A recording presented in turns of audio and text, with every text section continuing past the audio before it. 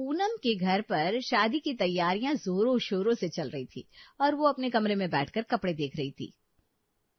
ओहो, अभी भी कपड़े कम है। मुझे और बहुत सारे सूट लेने चाहिए, कम से कम 10 और। हाँ। तभी पूनम के चाचा चाची के दोनों बच्चे पूनम के कमरे में घुस आते हैं। अरे पूनम दीदी, ये क्या अलमारी का कबाड़ा कर रखा है आपने? दीदी का कमरा तो हमेशा ऐसे ही रहता है। तुम दोनों क्या कुछ भी बोले जा रहे हो? चलो जाओ, भागो यहाँ से। लेकिन तभी पूनम की चाची भी वहीं आती है। अरे पूनम, मैं इन बच्चों को कहाँ कहाँ नहीं ढूंढ रही थी और ये दोनों यहाँ हैं। चलो, मैं इन्हें यहीं बैठकर खाना खिला देती हूँ। ओफो चाची, आप इन्हें यहाँ खाना मत खिलाइए ना। देखिए, मेरे सब शादी के कपड़े फैले हुए यहाँ। क्या क्या पूनम, तुम भी? अच्छा ठीक है, चलो बच्चों हम बाहर चलते हैं। चाची दोनों बच्चों को लेकर बाहर चली जाती है, लेकिन तभी वहां पूनम की बुआ और दादी आ जाती है। अरे पूनम बेटिया, ये ले हल्दी वाला लेप लगा ले, इससे तू 15 दिन में एकदम गोरी हो जाएगी। अरे दादी, अभी सुबह तो आपने कोई दूसरा लेप लगाने को दिया था, अब ये शाम को लगाऊंगी। अरे पूनम, दादी जो कह रही है कर ले। शादी में सुंदर दिखना है कि नहीं? दिखना है, मगर अभी आप सब बाहर जाओ, मुझे काम करने दो। फिर से पूनम सबको बाहर कर देती है और मन ही मन सोचती है, ओफो, बचपन से लेकर अब तक तो मैं अपने इस जॉइंट फैमिली से एकदम थक गई। अच्छा है मेरा ससुराल छोटा सा है, सिर्फ सास ससुर और जेठ जेठानी होंगे, मैं सुकून से रहूंगी वहां। पूनम ये सोचकर बहुत खुश हो रही थी कि उसे अपनी ये जॉइंट फैमिली से छुट्टी मिलेगी और छोटा ससुराल मिलेगा। कुछ दिनों में उसकी शादी हो जाती है और वो अपने छोटे ससुराल पहुंच जाती है। मेरी प्यारी देवरानी, वेलकम टू योर ससुराल। बताओ कैसा लग रहा है यहाँ?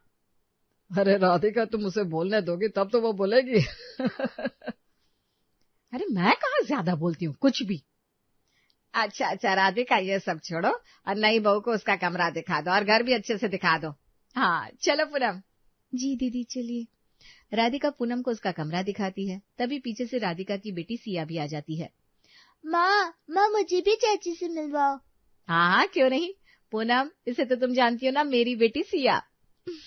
बिल्कुल। कैसी हो सिया तुम? मैं एकदम बढ़िया चाची। वैसे दीदी सब तो घर पर ही है ना, ये जेठ जी, माँ जी, आप सिया। मगर ससुर जी यानी पापा जी कहीं दिखाई नहीं दे रहे, कहाँ है वो? अरे हाँ, वो क्या दीदी, आप कुछ परेशान लग रही हैं। अब क्या बताऊं पूनम, पापा ना कहीं बाहर चले गए, वो अब सीधा रात के खाने के वक्त ही आएंगे। अच्छा, ये तो बड़ा अजीब है। अरे तुम ये सब छोड़ो ना पूनम, चलो हम रसोई में चलते हैं। आज तुम्हें अपने ससुराल में पहली बार खाना जो बनाना है। हाँ दीदी, मैंने तो सोच भी लिया है कि मैं डिनर में क्या बनाऊंगी।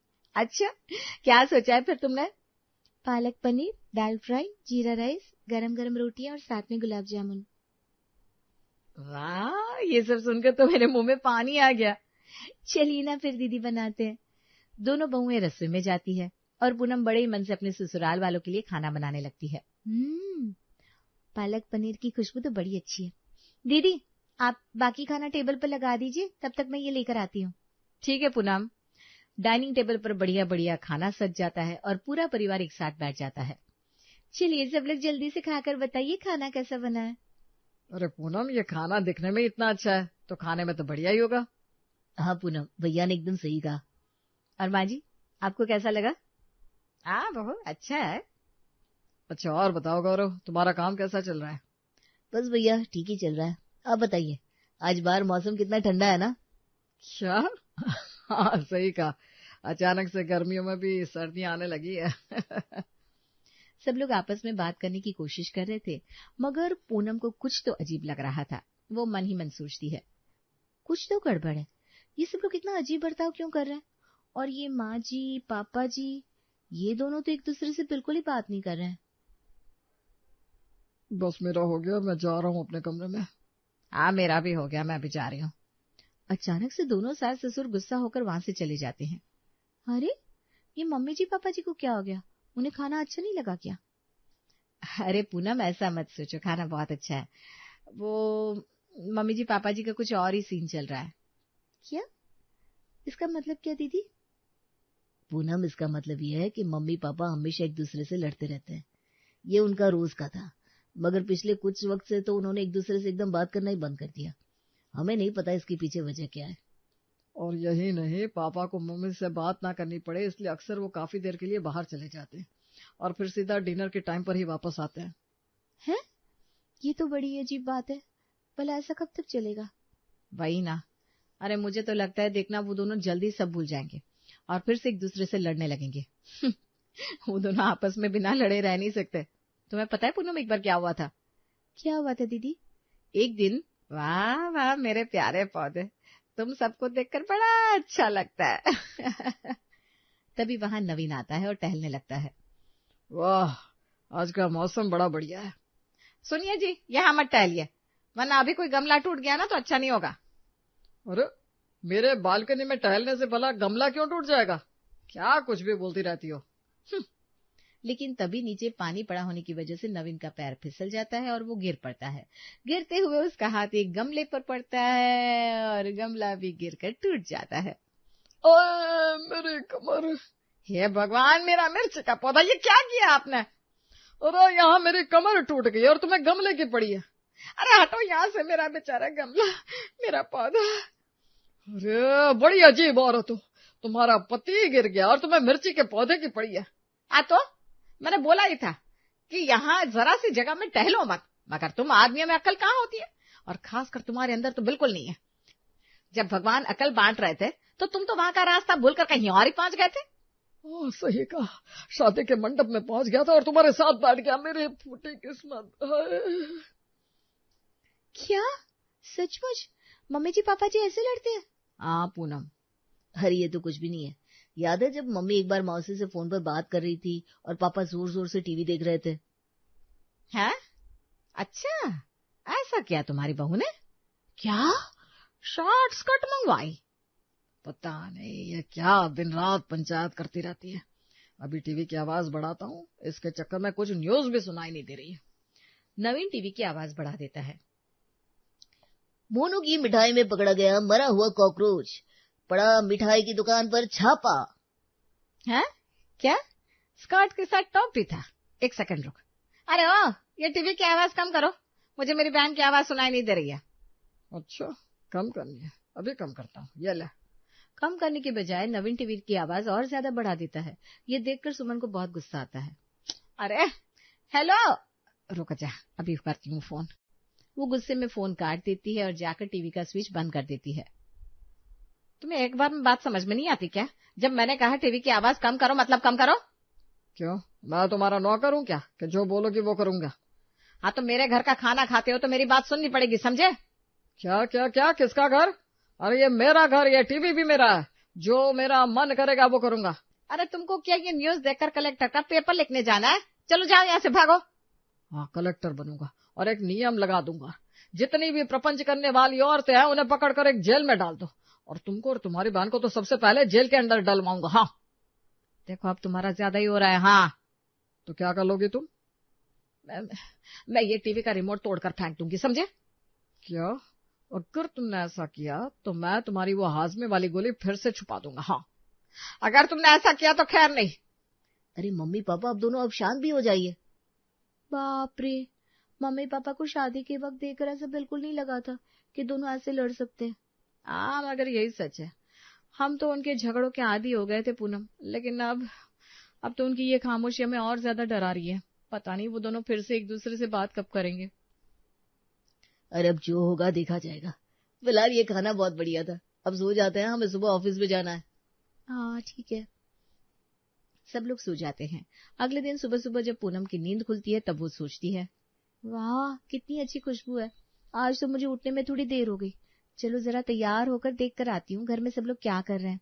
पूनम अपने कमरे से बाहर निकलती है, तभी उसके ससुर के कमरे से कुछ आवाजें सुनाई देती है। वो उनके कमरे में झांक कर देखती है तो उसके ससुर फोन पर किसी से बात कर रहे थे। हेलो, देखो जितनी जल्दी हो सके कागज तैयार कर दो, अब मुझसे ये सब और नहीं झेला जाएगा, मुझे आजादी चाहिए।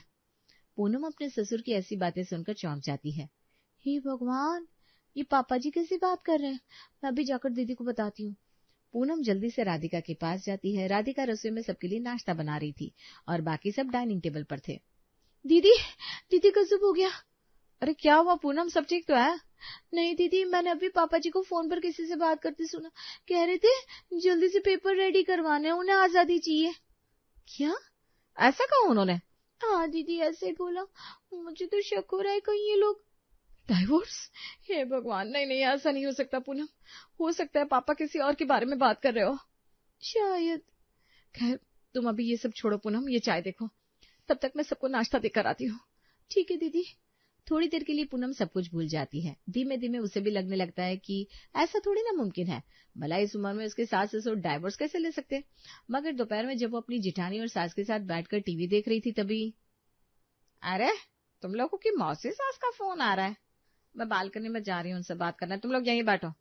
जी ठीक है मम्मी जी।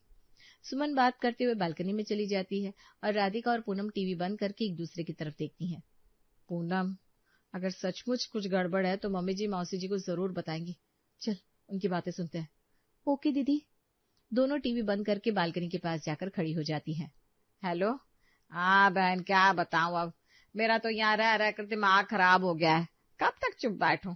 अब बस हो गया, मुझे यहाँ से दूर जाना है, वो भी जल्द से जल्द, और मुझे मेरा फैसला एकदम सही लग रहा है, अब चाहे कुछ भी कहे। हाँ नहीं, मैंने अभी अपनी बहू बेटियों को कुछ नहीं बताया। अरे बता भी दूंगी तो क्या है, उनके मना करने से अब हम नहीं रुकने वाले। हाँ ऐसा ही है। ये सुनकर अब पूनम और राधिका का शक यकीन में बदल जाता है।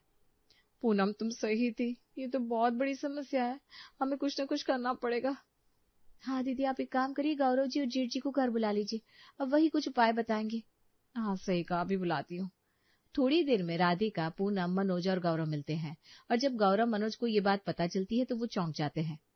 मगर मम्मी पापा ऐसा कैसे कर सकते हैं, इस उम्र में डाइवोर्स?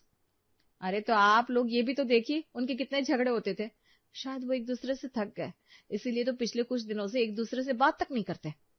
और आज भी पापा जी सुबह सुबह ही नाश्ता करके फिर घर से चले गए, अब शायद सीधा रात में ही आएंगे। तो फिर हम क्या करें, आप ही बताइए भैया। देखो, हमें मम्मी पापा को समझाना चाहिए कि वो ऐसा ना करे। मगर कैसे? देखो, अगले हफ्ते ही मम्मी पापा की मैरिज एनिवर्सरी है, हम उनके लिए एक महंगे से होटल में पार्टी ऑर्गेनाइज करते हैं और उन्हें समझाते हैं कि वो जो कर रहे हैं वो गलत है। ग्रेट आइडिया भैया, तो मैं अभी बेस्ट होटल में जाकर बुकिंग करवा लेता हूँ, और मैं पूनम सारे रिश्तेदारों को फोन करके इनविटेशन दे देती हूँ। और फिर जब रात में पापा आएंगे तो उन्हें और मम्मी को साथ में बिठाकर हम ये बात करेंगे। हाँ ठीक है। तभी पूनम बड़बड़ाते हुए कहती है, मैंने तो सोचा था अपने छोटे से परिवार में खुशी खुशी रहूंगी, लेकिन यहाँ तो छोटे से ससुराल में ये डाइवोर्स का बड़ा धमाका देखने को मिल रहा है। क्या क्या कहा तुमने पूनम? नहीं दीदी, कुछ भी नहीं, चलिए काम पर लगते हैं।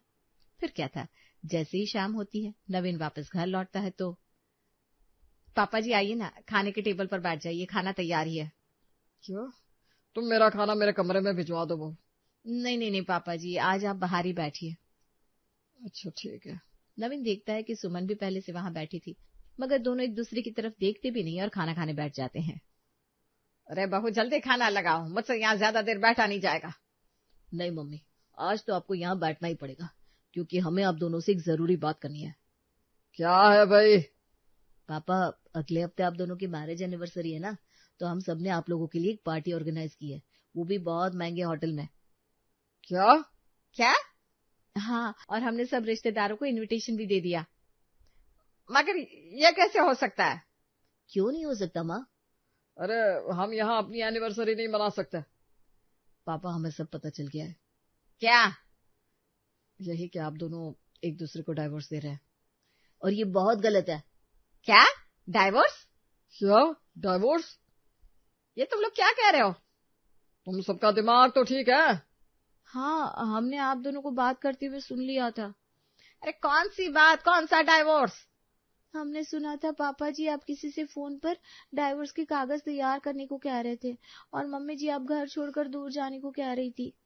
हे भगवान, अरे वो तो हम अगले हफ्ते इंटरनेशनल ट्रिप पर जा रहे हैं अपनी मैरिज एनिवर्सरी मनाने, उसी के लिए वीजा पासपोर्ट वाले कागज रेडी करवाने को बोल रहा था, और मैं भी घर में बैठे बैठे बोर हो रही थी, इसलिए मैंने बोला कि मैं दूर जाना चाह रही हूँ। हे भगवान। क्या इंटरनेशनल ट्रिप?